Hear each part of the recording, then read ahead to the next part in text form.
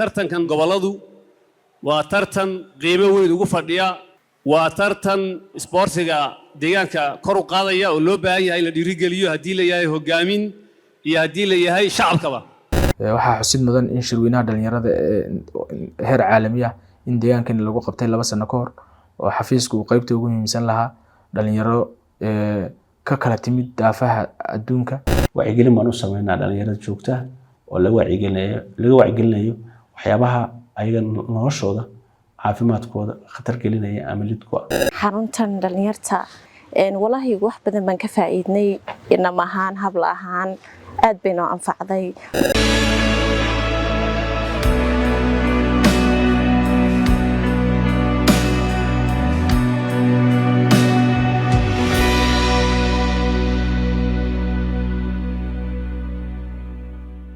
dhalinyaradu waa lafdhabarta bulshada waana cudud ay ummadu ku faanto isla markaana ay ku tiirsan tahay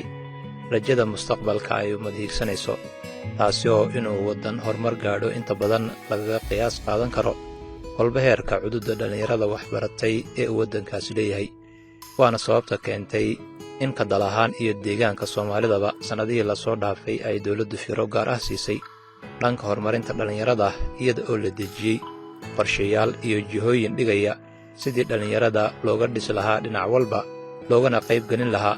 arrimaha dhaqaandhaqaale iyo arrimaha bulshada maadaama ay dhalinyartu tahay jiilka mustaqbalka ee waddanka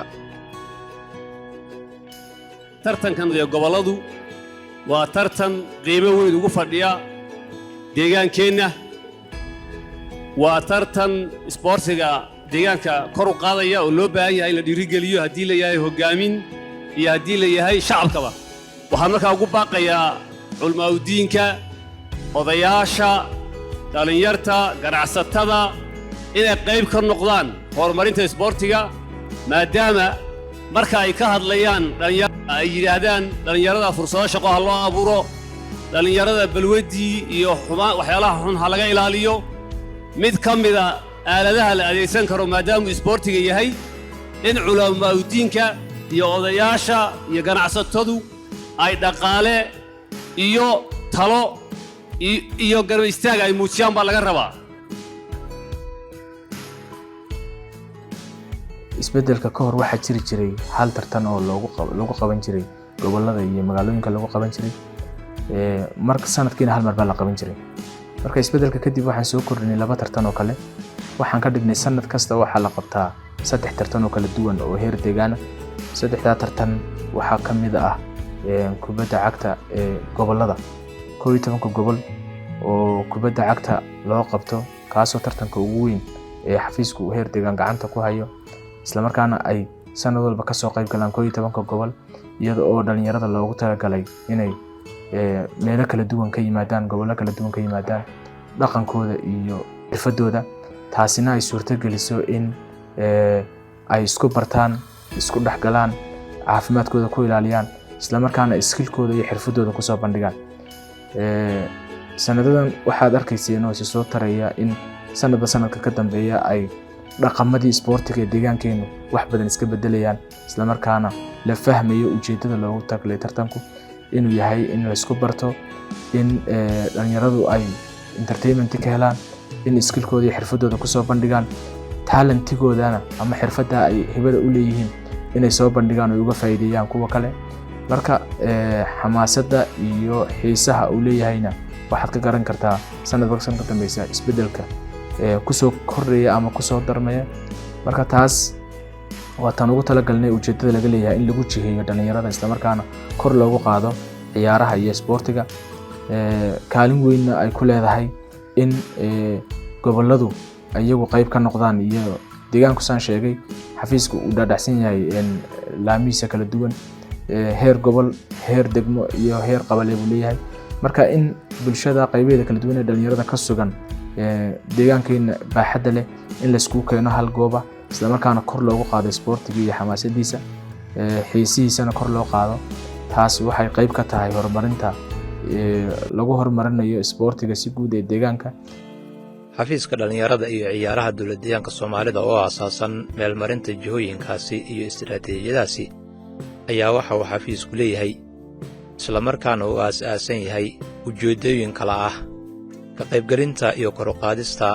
ka faa'iidaysiga dhallinyarada ee dhanka siyaasadda, arrimaha bulshada iyo horumarka,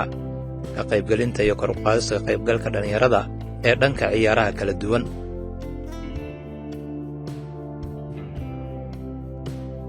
howlaha iyo shaqooyinka tiirasha oo ah xafiiskan ayaana ah in dhallinyarada dhinac walba laga dhiso oo kor loo qaado wacyigooda si dhallinyaradu ay u noqdaan kuwo doorka kaga aadan ka soo baxa oo ka dhabeeya hiigsiga wanaagsan ee mustaqbalka deegaanka, iyada oo sidoo kalena la xoojinayo tartamada iyo ciyaaraha kala duwan ee dhallinyarada si dhallinyarada looga dhiso jidh ahaan, maskax ahaan iyo caafimaad ahaanba una noqdaan kuwo ciyaaraha kala duwan kula tartama caalamka intiisa kale. qaybta dhallinyarada kaabayaasha lagu horumarinayo dhallinyarada waxaa ka mid ah in xarumo dhalinyaro la dhiso laga hirgeliyo deegaanka. Si guud deegaankeena ilaa 67 xarumo dhalinyaro baa ku yaala, inkastoo ay caqabado ku gadaaman ay jiraan oo sida in qalabeyntooda oo kale in la qalabeeyo la gaarsiiyo dhammaan, maadaama ka fariishka uu ballaaran yahay caqabado ka jira way jiraan, laakiin sida design-ka ama qorshaha loogu talagalay uu yahay in xarumaha dhalinyarada laga helo adeeg dhammaystiran oo dhalinyarada uu siiyo. adeegga waxaa ka mid ah xarumaha ICT-ga ee computerka lagu barto, goob library ah oo ay ku akhristaan dhalinyaradu xilliyada ay firaaqada haystaan, goob loo sameeyo la suurtageliya inay xilliyada iskuulka ayna dhiganayeen oo kale inay meelaha ay wax ku akhrisan lahaayeen in looga sameeyo, iyo goobo fagaarayaal entertainment ah oo loogu talagalay in dhalinyaradu entertainment ahaan u isticmaalaan oo laga helo facility kala duwan sidaan sheegay, walow dhaqaaluhuna saamixin. xarumaha waxa loogu talagalay in laga helo garoomo yaryar oo mini stadiums, kuwa basketballka, kuwa volleyballka, kuwa kubadda cagta iyo table tennis passion ilaa kubadda gacanta lagu ciyaaro, kubadda kolayga, iyo almost entertainmentyada kala duwan in laga fuliyo xarumaha dhalinyarada. marka in xarunta dhalinyarada haddii laga helo adeegyada dhammaystiran, qofka dhalinyarada xilliga uu waxbarashadiisa ka soo baxo waxa uu suurtagelaysa inuu helo meel uu computer ku barto ama ICT skill uu ku barto. waxaa jira 67 xarumood oo xarumaha dhalinyarada la yiraahdo oo deegaan ku fidsan, oo deegaanku degmooyinka iyo gobollada iyo maamulooyinka qaarkood ku yaala oo dhalinyaradu si gooni ah adeegyo gooni ah siiya. tusaale ahaan mid hadda aan magaalada Jigjiga xarunta waa xarun muhiim ah oo dhalinyarada lagu kobciyo garaadkooda iyo aqoontooda lagu kordhiyaa. waxaan sameynaa oo la qabta aan sameynaa oo xarunta lagu sameeyaa matalajiyo kale ugu yaraan dhalinyaro sanadkii waxaa ka qalin jabiya oo ICT-ga lagu baraa dhalinyaro gaaraysa ugu yaraan 700 ilaa 800 dhalinyaradaas oo 2 semester loo qaybiyo, qolo kasta 6 bilood baa la baraa ICT-ga. macallimiin baan u heergaraynay, hoolal iyo kombiyuutarro iyo kuraas wax lagu barto la dhigay, macallimiin baa loo heergaray oo ka shaqaysa, internetkii baa loo geliyey. barnaamijkaas si fiican buu u socdaa. marka 6 bilood baa qayb qalin jabiya. hadda maalinka wax yar ka hor qayb badan baa qalin jabisay 360 ilaa 400 bay ahaayeen kuwan dambe ilaa 400 dhalinyaro. waa dhalinyaro danyara oo da'yara oo aan awoodi karin inay midka shaqada inay tacliintaas kale ay helaan. sidoo kale waxaa howlaha sanadihii la soo dhaafay dhanka dawladda iyo qaybaha gaarka ahba xoogga la saaray ka mid a dhanka horumarinta kaabayaasha ciyaaraha oo ay ugu horreeyaan garoommadu. waxa tiir weyn ah kaabayaasha dhaqaalaha ee dhinaca isboortiga ama sport facility waxa la yiraahdo, oo xarumihii iyo goobihii isboortiga lagu sameyn lahaa la'aantoodna ayna suurtagelin in tartanada iyo tababarada la qabto. in uu xafiisku muddooyinkii u dambeeyay ka howlgalay horumarinta kaabayaasha isboortiga oo ay ka mid yihiin garoomadaas oo laba u qaybsama, kuwa ay dowladdu maalgeliso iyo kuwa ay bulshadu maalgeliso. Waxaa xusid mudan in kuwa ay bulshadu maalgeliso ay deegaankeena uu dalka oo dhan hormuud u yahay, isla markaana laga fuliyey caasimadeena deegaanka iyo meelo kala duwan oo ka jira dhammaan gobollada iyo magaalooyinka oo dhan. Marka si guud facility-ga guud ahaan dhinaca isboortiga ee horumarinta garoomada kuwaas waa kuwa maalgashiga bulshadu ay ku samaysay. kuwa kale waxaa jira iyaguna ay dowladdu maalgeliso oo xafiiska dhalinyarada ciyaaruhu uu maalgeliyey iyo xukuumaddu. waxaa ka mid ah garoonka maamulka magaalada Qabridahar, garoonka maamulka magaalada Goday, garoonka maamulka magaalada Dhagaxbuur, Sport Academy-ga ka socda dhismihiisu magaalada Qabribayax iyo xarunta dhalinyarada ee hadda dhamaystirkeedu dhamaaday ee magaalada Qabribayax. waxaa jira tartamo yaryar oo ma garanaysaa ka duwan gashan heer dal, iyadana waa mid aan soo kordhinay oo sida ma garanaysaa volleyball oo kale aan active ahayn hadda waa mid shaqeeyo weeyaan. ciyaaraha athletics ee orodada oo kale waa mid maanta yacni la dhihi karo deegaanka Soomaalida kaalin muhiim ah ayuu kaga jiraa heer dal. sidoo kale annaga inta aan joognay hadda waxaa soo kordhay isku xirkii ma garanaysaa geeska Soomaalida aan dariska nahay sida Somaliland oo kale, Soomaaliya, Kenya, Djibouti, in ma garanaysaa isku xirka dhinaca isboortiga uu mid aad u sareeyo oo noqday. dhalinyartii deegaankana maanta ay mid ay ka faa'iideysteen oo noqdeen. waxaad arkaysaa tusaale ahaan dhalinyar deegaanka u dhalatay oo maanta kasoo ciyaaraya horyaalada dalka Soomaaliya ama Somaliland ama Kenya ama Djibouti ka ciyaaraya. taasna waa hadda isbedel kadib iyo dadaaladii aan gelinay weeyaan.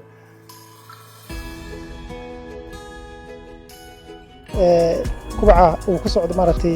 isboortiga ka degmahaan markaan soo qaato isboortiga wax maaragtay wuxuu ku socdaa xawaare aad maanta u sareeyo ku socdaa. ha noqoto kubadda cagta, ha noqoto volleyballka, ha noqdo orodka, ha noqdo sanad wali maaragtay ilaa 4-5 league ba maaragtay degmada inta ba ka qabsoomo. isbedelka kadib waxaan dhihi karaa ka degmahaan fitohan isboortiga xawaare aad u dheeray baad ku socdaa. sanad walba maaragtay waxaa lagu qabtaa degmo ka degma maaragtay 7 degmo gobolka sanad walba maaragtay waa lagu qabtaa. degmadii maaragtay ku guuleysatana si toos waxay u tagtaa maaragtay deegaanka. taa waxay dhalinaysaa marka jaceylka loo qabo maaragtay isboortiga intuu la eg yahay isbedelka kadib intuu gaaray. dhalinyarada hadda maaragtay kulay isboortiga saan ognahay waa caafimaad iyo isdhexgalka bulshada weeyaan.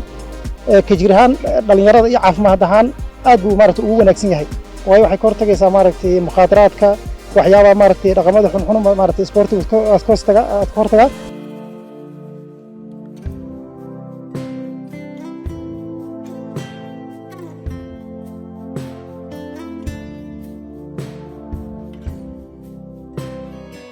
dhinaca horumarinta ciyaarahana ka faa'iideysiga iyo kor u qaadida dhalinyarada dhinaca ciyaaraha in tartamada heer dal ay dhalinyaradu ka qayb galaan isla markaana ay natiijooyin ka soo hooyaan. ka qaybgalka iyo kor u qaadida tartamada heer deegaan oo heer deegaan xafiiska dhinaca ciyaaruhu u taagan yahay inuu tartarno kala duwan dhalinyarada loo qabto iyadoo qaybaha kala duwan ee isboortiga kor loogu qaadayo. dhinaca kale magaalooyinka iyo gobollada deegaanka uu ka kooban yahay in kor loo qaado dhinaca horumarinta dhalinyarada ee isboortiga, iyadana gobol kasta in laga hirgeliyo dhalinyarada iyo kor u qaadida isboortiga isla markaana ay qayb muhiim ah ka qaataan maadaama ay dhalinyaradu joogaan gobollada iyo deegaanka oo dhan ilaa degmo ilaa qabale. marka xafiiska structure-kiisu uu dhaadhacsan yahay ilaa heer qabale, heer degmo, heer maamul magaalo iyo heer gobol, kuwaasoo marar badan oo kala duwanna tartanada loogu talagalay dhalinyarada heer deegaan xafiisku uu ka qabto nidaamyada heerarka kala duwan. dhinaca ka qaybgalka ma garanaysaa tartamada kala duwan oo nooc walba leh, hadday football noqoto, hadday noqoto ma garanaysaa ciyaaraha fududa, iyo hadday noqoto ciyaaraha kala duwan oo yacni ka duwan gashan oo deegaanka ma garanaysaa loogu tartamayo inaan kor u qaadnay oo maanta xiriirka federaalka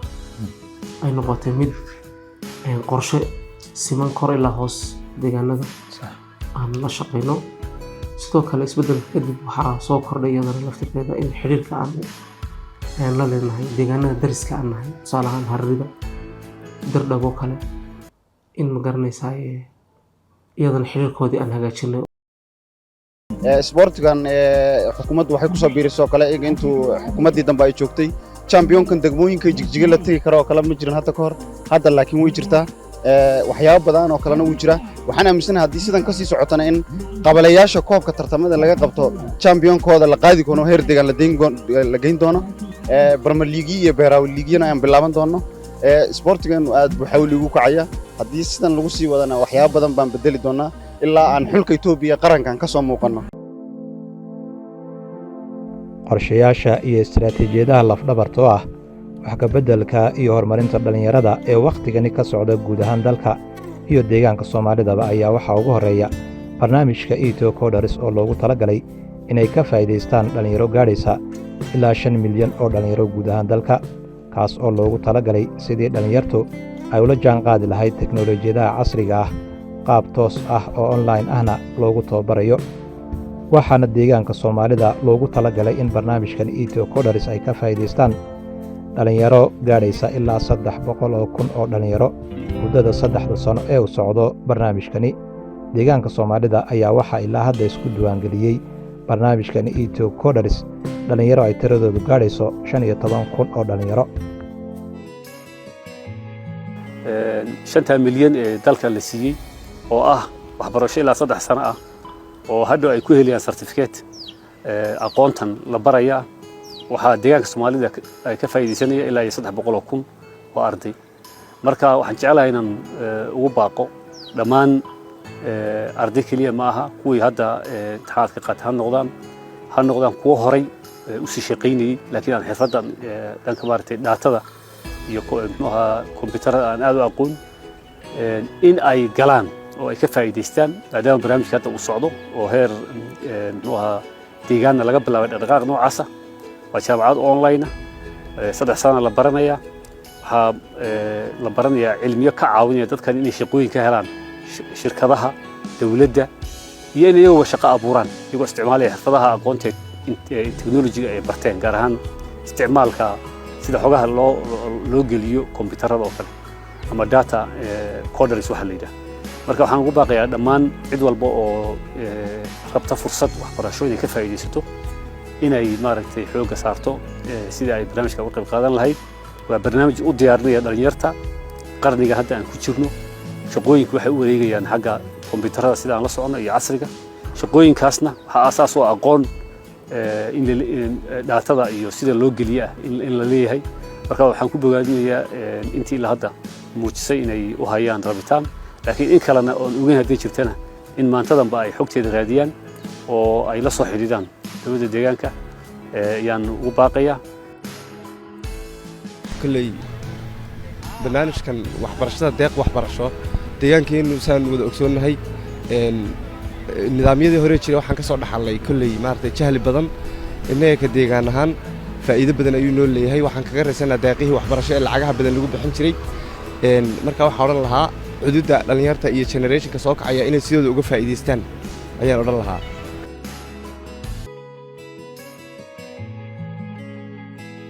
tartanka labaad waxa weeye xafiisku uu soo kordhiyey tartanka championshipka degmooyinka ama horyaalada ee degmooyinka oo sanadkii saddexaad si xiriir loo qabtay iyadoo ay xusid mudan tahay hadda ka hor inaanay jirin tartankani gobol kastana markuu qabsado tartanka degmooyinkiisa degmada horyaalka ee championkii mayna jiri jirin meel ay tagto ama ay timaado laakiin hadda waxaa suurtagelinay in ay ku hirtaan oo ay yoolkoodii iyo hadafkooda ka dhigaan inay heer deegaan yimaadaan degmo kastoo koobka qaadana halkan aan tartan ugu qabano 11 degmo ee horyaalka u noqda gobolkoodana in halkan aan isku keenno iyaguna isku bartaan taasi waxay soo kordhisay in degmooyin aan weligood wada ciyaarin ama meel aan iskugu iman inay iskugu yimaadaan skillkoodii xirfadooda ku soo bandhigaan isla markaana ay koobka ay ku qaadaan marka taasi waa waxyaalaha isbedelka lagu soo kordhiyey tartamada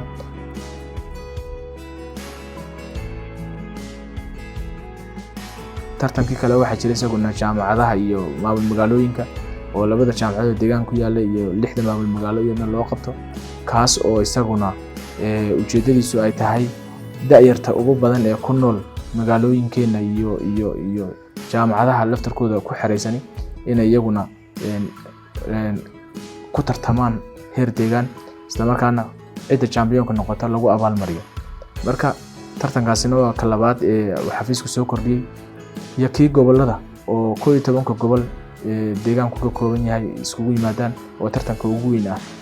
sanad walbana 3 tartan si joogto ah loo qabto oo waxyaalaha la soo kordhiyay waxaa xusid mudan oo iyaguna garab socda in orodada 11 gobol iyo magaalooyinka iyo degmooyinka tartanka 3 tartan markii la qabanayo inay barbar socdaan tartanada kale ciyaaraha fudud.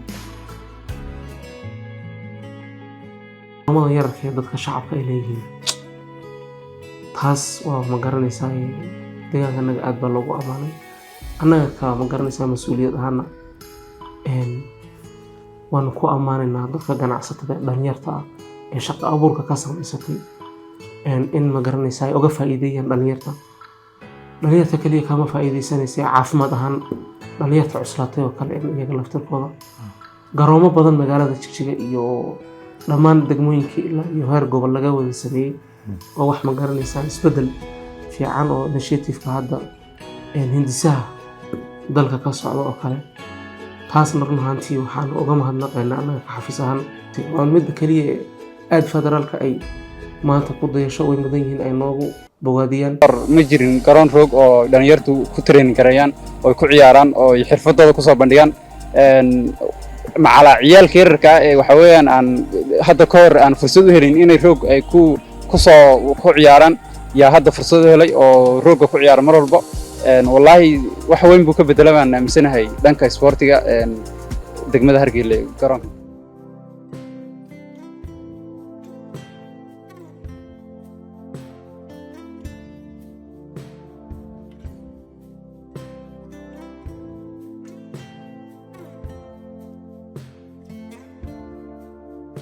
dhinaca ka qaybgalka arrimaha bulshada dhalinyaradu waxa ay door muhiim ah ka geystaan shaqooyin lafdhabar u ah jiritaanka ummadda oo aan la cabiri karin kuwaas oo ay ugu horeeyaan hawlaha tabarucaadka oo ka kooban dhammaanba adeegyada aasaasiga ah ee ay bulshadu u baahan tahay. waxaa loogu talagalay in dhalinyaradu ay ka qayb qaataan dhinaca siyaasadda dhaqaalaha arrimaha bulshada oo door muhiim ah ay ka qaataan dhalinyaradu sidaan ognahay 75% lafdhabarta bulshada inay yihiin isla markaana xooga dihan in laga faa'iideysto loogu talagalay sida positive-kaana looga faa'iideysto haddaan dhalinyarada sida positive-ka looga faa'iideysana dhibaatooyin badan baa ka dhici kara. marka qorshaha loogu talagalay in dhalinyarada lagu hormariyo waxaa ka mid ah in looga faa'iideeyo aqoontooda xoogooda iyo khibradooda in looga faa'iideeyo bulshada isla markaana waaxda samafalka iyo tabarucaadka oo loogu talagalay inay ka shaqeyso hawlaha tabarucaadka bilaha xagaaga iyo xilliyada kaleba hadday noqoto adeega dhiig shubista oo kale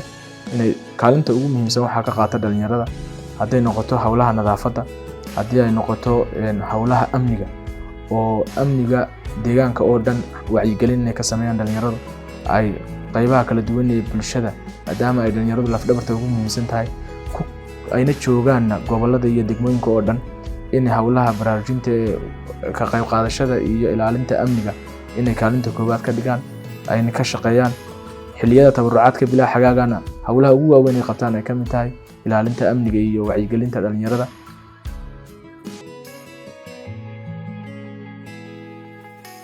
waxaa kale oo ka mid ah inay dhalinyaradu ka shaqeeyaan ilaalinta deegaanka iyo dhirbeerista ama green legacy-ga la yiraahdo inay ka shaqeeyaan oo dhirbeerista xilliyada guga oo kale inay geedaha ugu badan dhalinyaradu beeraan. marka si guud barnaamijka tabarucaadku ilaa 13 activity buu leeyahay 13 activity oo xafiisku u qorsheeyo isla markaana bahwadaagta qaybaha kala duwan ee xafiisyada ama institutionada u qaabilsan oo kala shaqeeyo. arrimaha tabarucaadka sida ogsoontihiin bilood ee xagaaga ee jaamacaduhu iyo iskuulladu ay xiran yihiin ayaan qabanaa waxaana loogu talagalay oo ujeedadu tahay in la caawiyo dadka baahiyaha qaba dhalinyaraduna maskaxdooda iyo muruqooda ay ku tabarucaan dadkooda ay ugu tabarucaan hadday noqon lahayd xagga waxbarashada oo galaasa bixiyaan iyo hadday noqon lahayd xagga nadaafadda iyo sanitation-ka iyo hadday noqon lahayd xagga caafimaadka iyo hadday noqon lahayd xagga nabadgelyada dhirbeerista waxaasoo dhan ayay ka qayb qaataan marka labada bilood guud ahaan gobolka deegaanka waan gaarnaa dhammaan marka hawlahaasi waa hawlo joogtaa aan aad u qabanay weeye waxyaabo aad u fara badan oo aad u wanaagsanna waa laga sameeyey runtii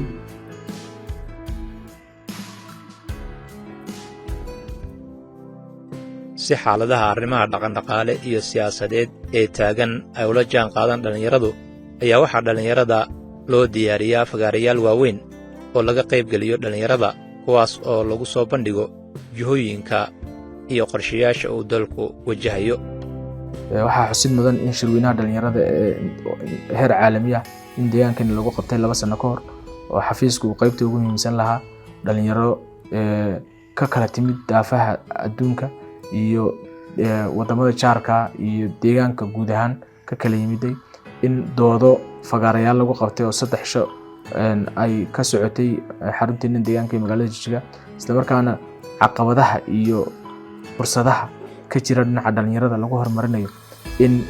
lagu lafaguray ama lagu falanqeeyay doodahana ay ka soo baxeen natiijooyin wanaagsan oo kor u qaadaya wacyiga iyo fahanka dhalinyarada ee dhinaca xirfadooda iyo hal-abuurka ganacsiga taasina ay wax weyn ka tari doonto haddii la sii joogteeyo waxaa xusid mudan in hadda xafiisku isagoo kaashanaya golaha dhalinyarada uu qabanqaabadiisa ku jiro shirweyne labaad oo kaliya oo kala isla markaana deegaanka oo dhan dhalinyarada ay ka kala yimaadaan isla markaana dhalinyarada hibada u leh hal-abuurka ganacsiga iyo kor u qaadida noloshooda in lagu soo bandhigo loogana faa'iideeyo kuwa kale ee dhalinyarada ee faham buuxaan ka haysanin halkaana laga dhaxlo natiijooyin waaweyn oo dhalinyarada horumarintooda kor u qaaday si dhalinyaradu ay u helaan xarumo ay ku madadaashaan oo u gaar ah isla markaana ay ka helaan adeegyada ay u baahan yihiin ayaa waxaa dadaal laga sameeyey goobaha ama xarumaha dhalinyarada oo ka aasaasan meelo badan oo deegaanka ah wacyigelin baan u sameynaa dhalinyarada joogta oo laga wacyigelinayo waxyaabaha ayaga noloshooda caafimaadkooda khatar gelinaya ama lidku waxaa ka mid ah oo waxaan laga wacyigeliyaa mukhadaraadka waxyaabaha mukhadaraadka waxaa laga wacyigeliyaa maartay wax la yiraahdo tarhiibka iyo magafaha waxyaabahaas oo dhan ka wacyigelinaa arrintaas waa arrin joogta ah oo markaas sanad walba aan qabanno weeyaan si joogta ah u sameynaa arrintaas heer deegaan iyo helaa waxaan u dhacnaa mararka qaarkood gobollada iyo maamulooyinkan geynaa arrintaas waa arrin joogta ah aan qabanno oo ay tahay aan rabno inay wax badan wax ka bedelaan xaaladda dhalinyarada iyo heer deegaan ardayda magaalada Jigjiga gaar ahaan xaruntan dhalinyarta faculty-ga ITC-ga ka barata run ahaantii maalinkaan imaaday ani imika igu horeysay laakiin inaan in badan ka faa'iideysto way qalbi niyadeyda way ku jirtay waan ku hamiyay Ilaahay subhanahu wa ta'ala uu suurtageliyay alxamdulillah rabbil caalamiin mar labaad macallimiinta waxna soo bara ayaa aad mahad labaad iska leh wallahi wax badan baan ka faa'iidnay inama ahaan habla ahaan aad bayna anfacday iyada oo lala kaashanayo bahwadaagta ayaa waxa uu xafiiska dhalinyarada iyo ciyaaraha dadaal ka sameeyey sidii wax looga qaban lahaa ama la'aanta oo dhalinyaradu ay shaqo abuur u heli lahayd